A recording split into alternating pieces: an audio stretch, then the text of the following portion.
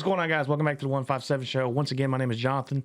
Over here is Austin, and it is game week for the national championship. We are excited to finally wrap up the season. I don't know about excited. I'm sad to see the season go, but I'm happy the way it's ending for Alabama.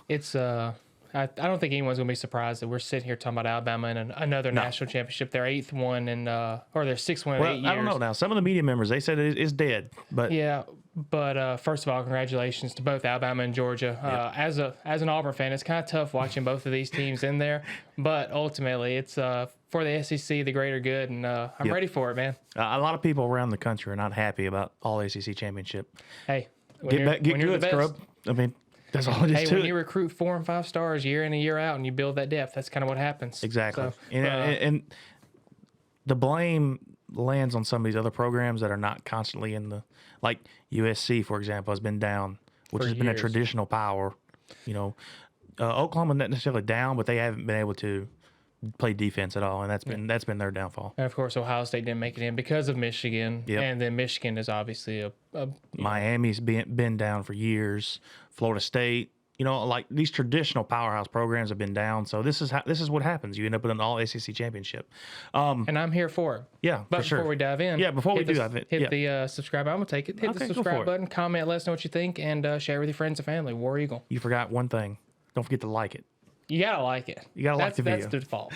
Anyway, yeah. So I mean, this is not going to be nothing crazy, nothing, outlandish when it comes to predictions. I mean, we've already been in this situation once. I mean, and I'll be honest with you, my thoughts haven't changed much at all.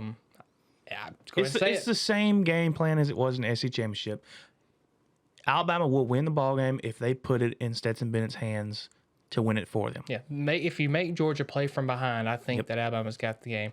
I'll go ahead and drop it here. Spoiler alert, I'm picking Alabama.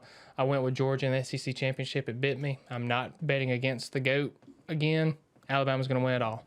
Yeah, I think that too. And, I mean, I'll even go one step further. I'm going to put out 38-24. Yeah, I think it's going to be a closer game than that. But like I said, Alabama's going to win it as long as they're able to control the Georgia's run game. Yep. I think that they can. And Alabama is phenomenal in stopping the run. Pass the ball. Yeah. Alabama's phenomenal in stopping the run.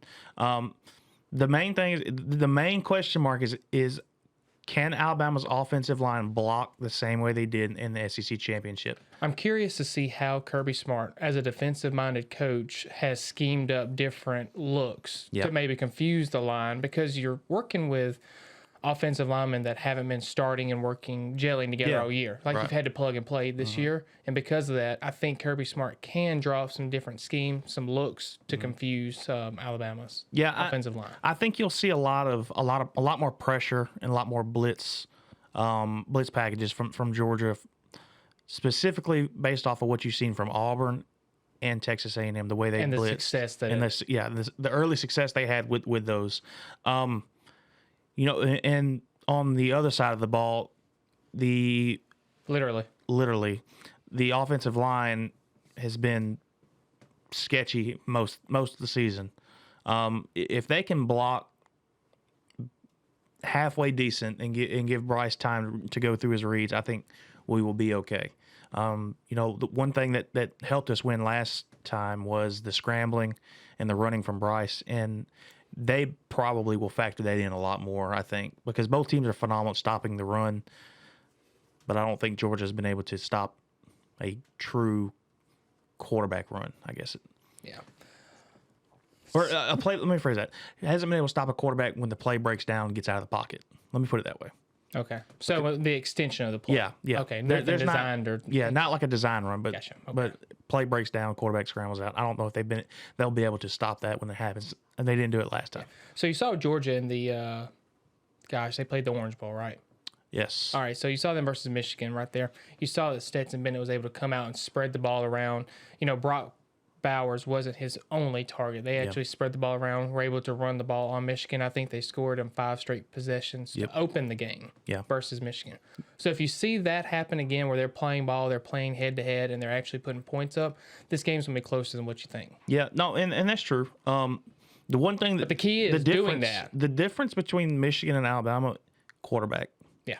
Straight up quarterback. Michigan has recruited very well the last couple seasons. You know, Harbaugh, as much as I don't like him. Here we go. Yeah. Go ahead, Going on his run again. We're going to stop right now. But no, he has recruited pretty well as far as talent-wise with a couple 4 stars, a couple 5 stars, and all that. So, I mean, he's bringing in talent and all that, but the quarterback play was not exceptional for him in the Orange Bowl against Georgia, and that's what you need, you know, when you play a good defense. A stout defense. Yeah, I mean, like we said all year long, Georgia's defense is their bread and butter. Yeah.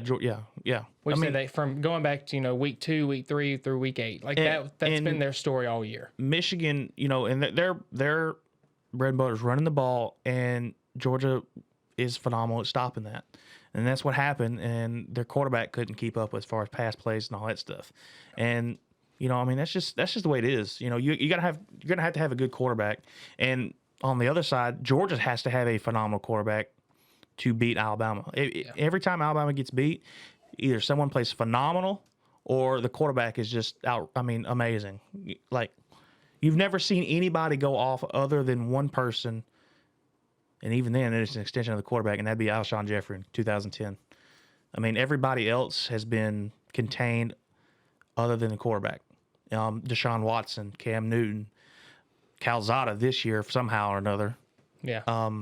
You know, and you got to have those exceptional playmakers at quarterback to beat Alabama, and that's historically that's how it's worked. I don't think that Georgia has that, and No. You know, kind of since we're on the quarterback conversation here, I think, like I said, close game, and I think the quarterback play, Bryce Young wins this game through clutch plays and a clutch drive to solidify the game. In a key moment, you're going to have him, like in the Iron Bowl, drive down to either take the lead or to solidify the win. Yeah. And that's going to be the game. That right there will be the difference maker. Yeah. And close game.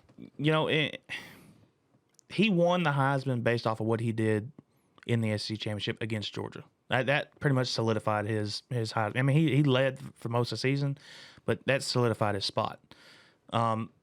They're definitely gonna key in on him this time for sure. I mean, Kirby Smart is a good coach, good defensive coach. He's got to adapt. He will figure it out.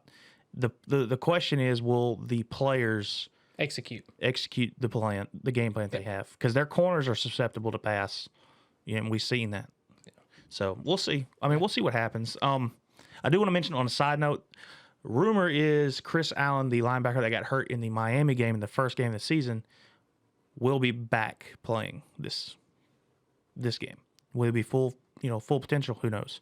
I think he tore his ACL or something. Not sure. That's your spectrum. Yeah, well, I'm just throwing out there. The only linebacker I know from Alabama off the top of my head is Anderson. He's a 5th-year senior. Chris Allen is 5th-year senior. So this, I mean, more than likely, he was phenomenal last year when he played. Was able to get to the quarterback and all that, and he would complement Will Anderson pretty well.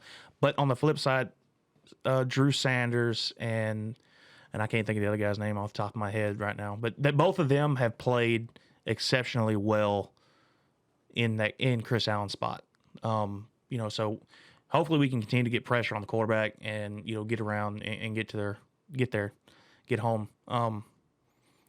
Other than that, I mean, I'm interested to see the matchup with the younger guy, Ja'Cory Brooks. He's the guy that caught He's going to have to step up. He's That's the freshman that's got to step up in this game. And he has played well now. He's played well. Now, it's just interesting to see how the game plan is going to go now, because last time they had to key in on Mechie and Williams early on. And you saw when Mechie went down, I don't want to say stalled the offense a little bit, but it was not as explosive as it was. Yeah. I'm interested to see how that matchup's going to go, and also B-Rob, this is going to be his final time in Alabama uniform. So I want to see how all 5 years of it. Oh yeah. So. I want to see how he does. I'm excited to see how he goes out and see if he can leave a statement on the field against a good defense. And with that being said, we're both going with Alabama. Yeah, Alabama all the way. All right. I mean, I'm gonna ride or die this wave until the end of it. Why don't you say ride or die this tide?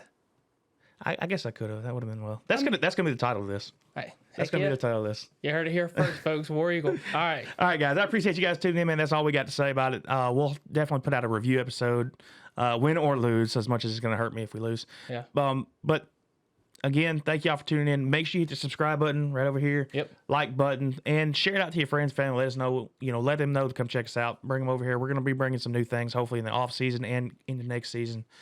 Also, drop a comment below. Let us know what you guys are thinking about the ball game. Let us know what your score predictions are and all that. So, thank you guys again. We'll see you next time. Roll Tide. War Eagle.